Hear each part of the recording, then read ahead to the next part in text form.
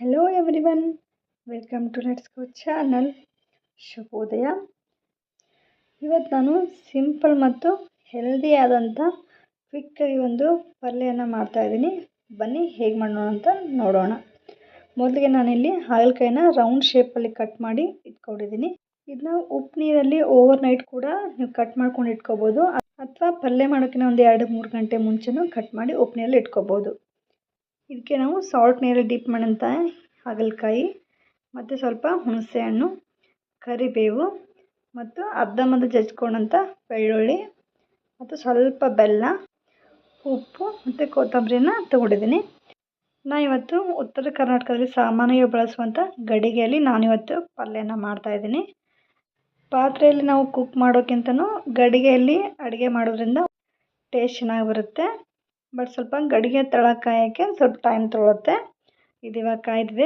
ಇದಕ್ಕೆ ನಾವು 3 ಸ್ಪೂನಷ್ಟು ಎಣ್ಣೆನ ಹಾಕ್ತಾಯಿದ್ದೀನಿ ಮತ್ತು ಸ್ವಲ್ಪ ಜೀರಿಗೆ ಮತ್ತು ಸಾಸಿವೆನ ಹಾಕ್ತಾಯಿದ್ದೀನಿ.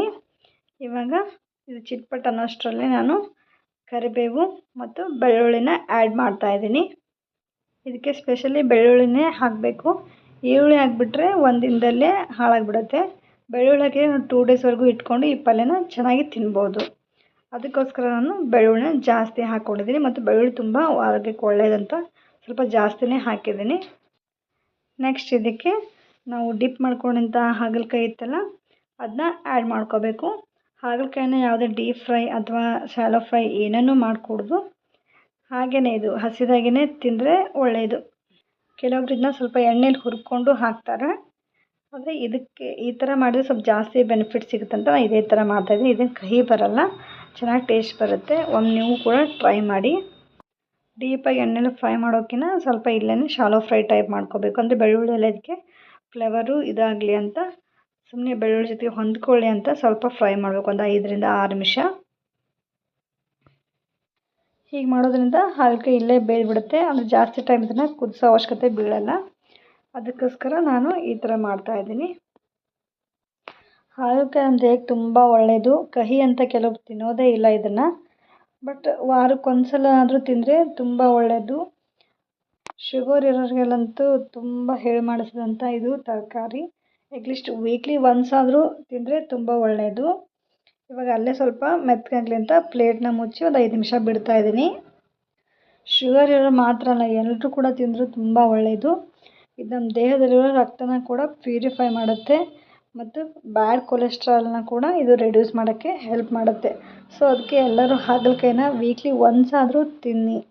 ಈ ಥರ ಪಲ್ಯನಾದರೂ ಮಾಡ್ಕೋಬೋದು, ಅಥವಾ ಸುಮ್ಮನೆ ಸ್ವಲ್ಪ ಎಣ್ಣೆ ಹಾಕಿ ಫ್ರೈ ಮಾಡಿ ಸ್ವಲ್ಪ ಸಾಲ್ಟೆಲ್ಲ ಹಾಕ್ಕೊಂಡ್ರೆ ನೆಂಚ್ಕೊಳ್ಳೋಕ್ಕೆಲ್ಲ ಚೆನ್ನಾಗಿರುತ್ತೆ. ಇವಾಗ ನೆಕ್ಸ್ಟ್ ಇದಕ್ಕೆ ಮಸಾಲೆ ಖಾರ ಅಂತ ನಮ್ಮ ಉತ್ತರ ಕರ್ನಾಟಕ ಸೈಡ್ ಮಾಡ್ತಾರೆ. ಆ ಖಾರನ ಇದಕ್ಕೆ ಆ್ಯಡ್ ಮಾಡ್ತಾಯಿದ್ದೀನಿ. ತುಂಬ ಸಿಂಪಲ್ಲಾಗಿ, ಜಾಸ್ತಿ ಏನು ಮಸಾಲ ಹಾಕೋ ಅವಶ್ಯಕತೆ ಇಲ್ಲ. ತುಂಬ ಸಿಂಪಲ್ಲಾಗಿ ಮಾಡುವಂಥ ಪಲ್ಯ ಇದು, ಬಟ್ ತುಂಬ ರುಚಿಕರವಾಗಿರುತ್ತೆ. ನೆಕ್ಸ್ಟ್ ಇದಕ್ಕೆ ಸ್ವಲ್ಪ ಬೆಲ್ಲವನ್ನು ಹಾಕ್ತಾಯಿದ್ದೀನಿ ನಾನು. ಅಂದರೆ ಬೆಲ್ಲ ಜಾಸ್ತಿ ಸ್ವೀಟ್ ತಿನ್ನೋರಾದರೆ ಹಾಕೋಬೋದು. ನನಗೆ ಅಷ್ಟಕ್ಕಷ್ಟೇ ಸ್ವಲ್ಪ ಹುಳಿಗೆ ಮ್ಯಾಚ್ ಆಗೋಷ್ಟು ನಾವು ಬೆಲ್ಲವನ್ನು ಹಾಕೋಬೇಕು. ಹುಳಿ ತಕ್ಕಂತೆ ಬೆಲ್ಲ ಮತ್ತು ಉಪ್ಪನ್ನು ಹಾಕಿದರೆ ಟೇಸ್ಟ್ ಚೆನ್ನಾಗಿ ಬರುತ್ತೆ. ಕೊನೆಗೆ ಮತ್ತೆ ಸ್ವಲ್ಪ ಅರಶಿನ ಪುಡಿಯನ್ನು ಹಾಕಿ ಮತ್ತು ಸ್ವಲ್ಪ ಕೈ ಆಡಿಸ್ತಾ ಇರಬೇಕು. ಒಂದು 2 ನಿಮಿಷ ಆದಮೇಲೆ ಮೊದಲಿಗೆ ಹುಣಸೆ ಹಣ್ಣನ್ನು ನೀರಲ್ಲಿ ನೆನೆಸಿಟ್ಕೊಂಡಿರ್ತೀವಿ. ಆ ನೀರನ್ನು ಶೋಧಿಸಿ ಇದಕ್ಕೆ ಹಾಕಿ ಒಂದು 5 ನಿಮಿಷ ಕುದಿಯೋಕ್ಕೆ ಬಿಟ್ಬಿಡಬೇಕು. ಹುಣಸೆ ಹಣ್ಣು ರಸ ಹಾಕಿದ್ರೆ ಸ್ವಲ್ಪ ಚೆನ್ನಾಗಿ ಕೈ ಆಡಿಸಿ ಅದನ್ನ ಒಂದು 10-12 ನಿಮಿಷ ಅಷ್ಟು ನಾವು ಅದನ್ನ ಕುದಿಯೋಕ್ಕಂತ ಬಿಡಬೇಕು.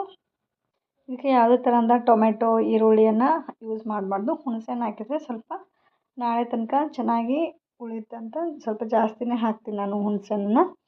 ಆಮೇಲೆ ಒಂದು ಬಟ್ಲಷ್ಟು ನೀರು ಆ್ಯಡ್ ಮಾಡಿ ಒಂದು ಪ್ಲೇಟ್ ಮುಚ್ಚಿ ಅದು ಪಾಡಿಗೆ ಅದು ಕುದಿಯೋಕ್ಕಂತ ಬಿಡಬೇಕು.